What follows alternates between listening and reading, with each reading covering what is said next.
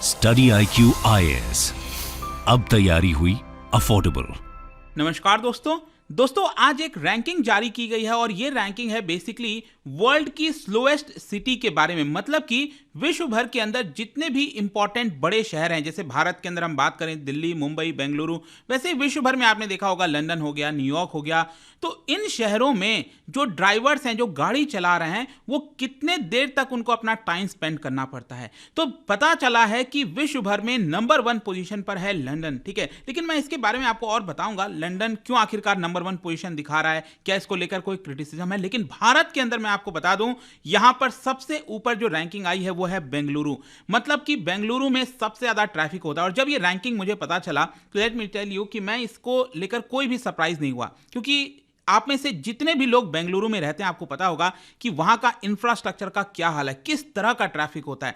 मैं तो बहुत ही परेशान हो गया था। खैर जो भी है, इसको हम डिटेल से जानेंगे कि एग्जैक्टली रैंकिंग है क्या, क्या बताया गया है पोल्यूशन को लेकर, कितना लॉस होता है इसकी वजह से, काफी कुछ जानने को आपके एग्जाम पॉइंट ऑफ व्यू से भी। चलिए आगे बढ़ते हैं, लेकिन उससे पहले ध्यान रखिएगा, आप में से जितने भी लोग यूपीएससी का इस बार एग्जाम दे रहे हैं प्रीलिम्स का 28 मई को, तो यहां पर उसको क्रैक करने के लिए, प्रीलिम्स क्रैक करने के लिए SIP प्लस बैच लॉन्च किया जा रहा है, जो कि कल से इसकी क्लास स्टार्ट होगी दोपहर 3 बजे। सक्सेस इन प्रीलिम्स प्लस, इसके अंदर 200 से भी ज्यादा घंटे की लाइव क्लासेस होगी और स्टैटिक और करंट अफेयर्स का इंटीग्रेटेड स्टडी होगा। बुक्स भी आपके घरों तक भेजे जाएंगे, ऑल इंडिया ओपन टेस्ट दे सकते हैं, बहुत सारी चीजें हैं। आपको सिंपली हमारे वेबसाइट ऐप पर जाना या फिर कमेंट सेक्शन में इसका लिंक है, वहां पर जाइए और यूज करिएगा कोड अंकित लाइव, ताकि आपको जो डिस्काउंट है वो मैक्सिमम मिल सके और आप इसके अंदर एनरोल करा सकें। या फिर अगर आप 2024 के लिए प्रिपेयर कर रहे हो तो ये वाला बैच, प्रीलिम्स और मेंस वाला जो बैच है दोस्तों, वो ज्वाइन कर लेना, क्योंकि इसके अंदर 1000 से भी ज्यादा आवर्स की लाइव क्लासेस होगी। मतलब कि आपको स्टडी IQ पर जो भी कोर्स लेना हो, चाहे प्योर हिंदी बैच हो, NCERT कुछ भी हो, यूज कोड अंकित लाइव। इसके अलावा और अगर आप MCQs अटेम्प्ट करना चाहते हैं तो मेरे इंस्टा पेज पर जा सकते हैं, वहां पर स्टोरीज में जितने भी MCQs हैं वो मैं डालता रहता हूं। चलिए शुरुआत करते हैं और सबसे पहले देखते हैं एग्जैक्टली हुआ क्या है। देखिए यहां पर एक स्पेशलिस्ट है जियो लोकेशन टेक्नोलॉजी, जिसका नाम है टॉम। इनके द्वारा समय समय पर जो वर्ल्ड की स्लोएस्ट सिटी है उसका रैंकिंग जारी किया जाता है। इसके बारे में मैं आपको और बताऊंगा क्राइटेरिया क्या है, क्या चीजें हैं, कितने जगह की रैंकिंग है। लेकिन इसमें यह पता चला है कि बेंगलुरु जो भारत का एक इंपॉर्टेंट शहर है, उसका पोजीशन पूरे विश्व भर में 2nd नंबर पर आया है। बताया यह जा रहा है कि यहां पर 10 किलोमीटर ट्रैवल करने में कितना टाइम स्पेंड करना पड़ता है। तो आप देख सकते हो कि 10 किलोमीटर ट्रैवल करने में बेंगलुरु में एवरेज में लगभग 29 मिनट्स 9 सेकेंड, इतना ज्यादा टाइम लग जाता है। यह बहुत होता है दोस्तों, 29 मिनट्स 9 सेकेंड। और इनफैक्ट अगर आप लंदन की रैंकिंग देखोगे तो ये फर्स्ट बताई जा रही है, और वहां पर कितना समय लगता है, 36 मिनट्स 20 सेकेंड। लेकिन इसको लेकर मैं आपको थोड़ा सा और एक्सप्लेन करूंगा, क्योंकि लंदन एक तरह से आप देखिए तो काफी विकसित शहरों में आता है, काफी उसकी मैनेजमेंट वगैरह काफी अच्छी है, लेकिन उसके बावजूद भी फर्स्ट रैंकिंग क्यों है वो मैं आपको वीडियो में आगे बताऊंगा, डोंट वरी। लेकिन यहां पर और भी रैंकिंग है, जैसे 3rd नंबर पर डबलिन है जो आयरलैंड की कैपिटल है, यहां पर 28 मिनट 30 सेकेंड।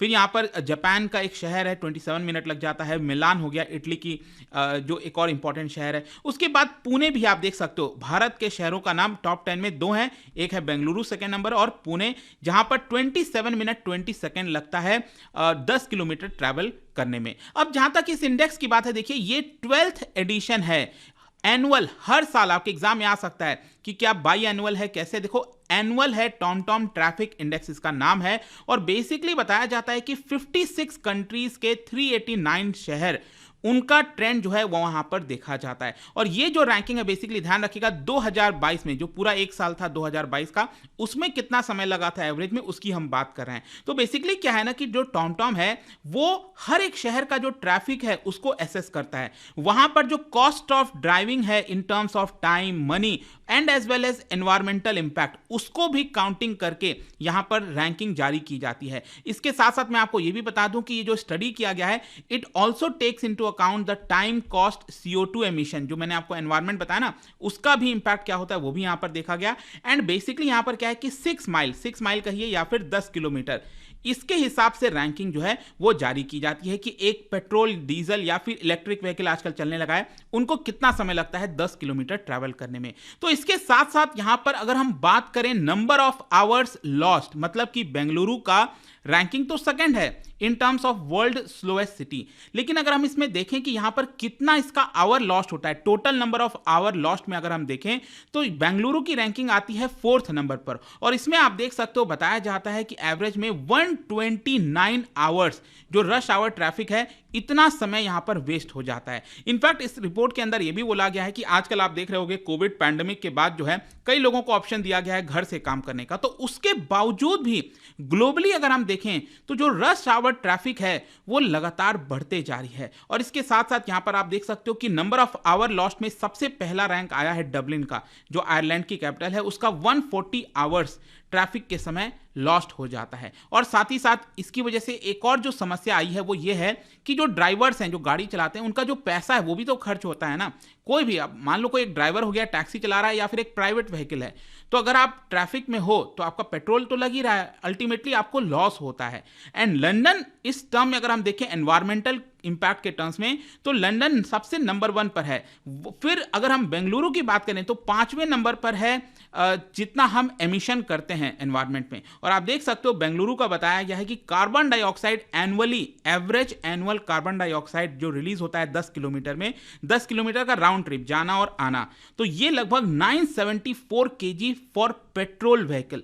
सोच के देखिए, इतना सारा, ये एक व्हीकल की हम बात करें 10 किलोमीटर आना और जाना, उसमें कितना लॉस्ट होता है, 974 केजी, ठीक है। और इसके अलावा अगर हम बाकी शहरों की बात करें, पुणे 6th बताई दिया आपको, दिल्ली का रैंक है 34th पोजीशन और मुंबई का रैंक है 47। वहां पर क्या है कि 21 मिनट लग जाता है 10 किलोमीटर ट्रैवल करने में। तो दिल्ली मुंबई यहां पर ठीक ठाक है, पीछे हैं, लेकिन अगेन इसको भी और इंप्रूव करने की जरूरत है। लेकिन अब क्वेश्चन यहां पर यह है, बेंगलुरु और लंदन दोनों को मैं आपको थोड़ा सा बताऊंगा कि यहां पर हम कैसे इस चीज को देख सकते हैं। देखो बेंगलुरु में समस्या क्या है, एक तो सबसे इंपॉर्टेंट है मिसप्लेस्ड इंफ्रास्ट्रक्चर। जी हाँ, वहां पर जो इंफ्रास्ट्रक्चर प्लानिंग है ना, बहुत ही ज्यादा आप कह सकते हैं कि खस्ता हालत में, मतलब बहुत ही ज्यादा खराब है। वहां पर ट्रांसपोर्ट इंटरवेंशन के नाम पर बस नाम के लिए कुछ चीजें लॉन्च कर दी जाती हैं, लेकिन कभी भी आपको जो प्रॉपर ट्रैफिक प्रॉब्लम से निजात है वो आपको देखने को नहीं मिलेगा। ये एक बड़ी समस्या है, ऐसा खुद यहां पर जो प्रोफेसर हैं आशीष वर्मा, मोबिलिटी एक्सपर्ट हैं, उनके द्वारा बोला गया है। इसके साथ साथ एक और एडवाइजर हैं to the government of Karnataka for traffic,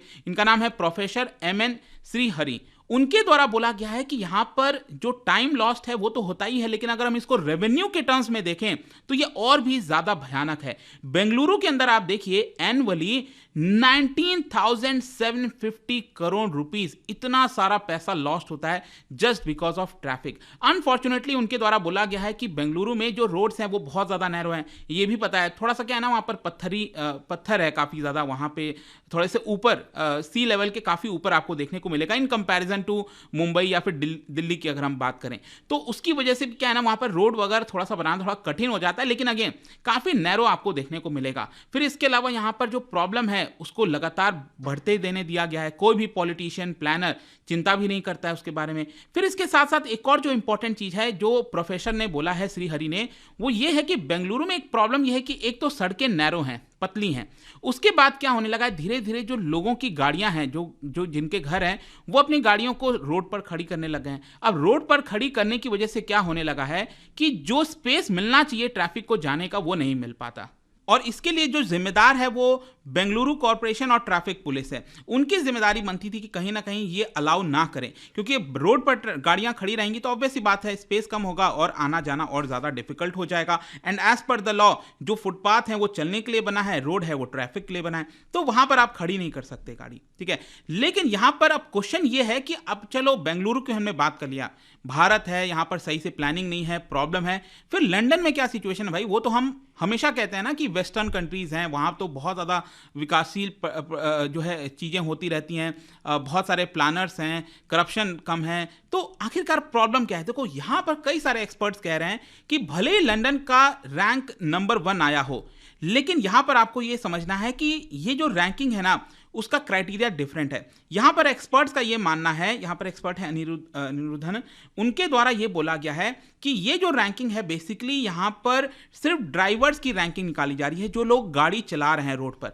अब रोड पर क्या सिर्फ गाड़ी वाले होते हैं? नहीं, वहाँ पर साइकिल चलाने वाले भी होते हैं, जो पेडेस्ट्रियन है वो भी होते हैं। तो लंदन में अगर हम देखें तो वहाँ पर पब्लिक ट्रांसपोर्ट जो है बहुत अच्छा है, जैसे कि first and last mile connectivity काफ़ी ज़्यादा अच्छा है। इनफैक्ट लंदन में अगर आप देखोगे जो जो सड़कें हैं उसमें से 20% हिस्सा साइकिल ट्रैक के लिए यहाँ पर डिवोट किया गया है। तो इससे क्या होता है कि बहुत सारे लोग, इनफैक्ट बताया ये जाता है कि 70 to 80% ट्रैफिक आपको पीक टाइम में लंदन में साइकिल से और बाकी चीज़ों से देखने को मिलेगा, रादर दैन जो ट्रांसपोर्ट जो व्हीकल्स होते हैं। तो इसकी वजह से क्या है कि यहाँ पर जो रैंकिंग है, अब क्या होता है ना कि लंदन के अंदर जो लोग साइकिल से जा रहे हैं, जो अलग अलग मोड्स का इस्तेमाल कर रहे हैं, पब्लिक ट्रांसपोर्ट जो सबअर्ब हो गया, मेट्रो हो गया, अंडरग्राउंड, तो उन सब से जो इस्तेमाल करते हैं वो जल्दी पहुंच जाते हैं। लेकिन कुछ लोग जो गाड़ी चलाकर जा रहे हैं, जो प्राइवेट व्हीकल हैं, उनको यहां पर प्रॉब्लम होता है। तो इसी की वजह से लंदन में आपको जो है ये समस्या देखने को मिलेगी। वेयर एज इन बेंगलुरु चीजें थोड़ी सी उल्टी हैं।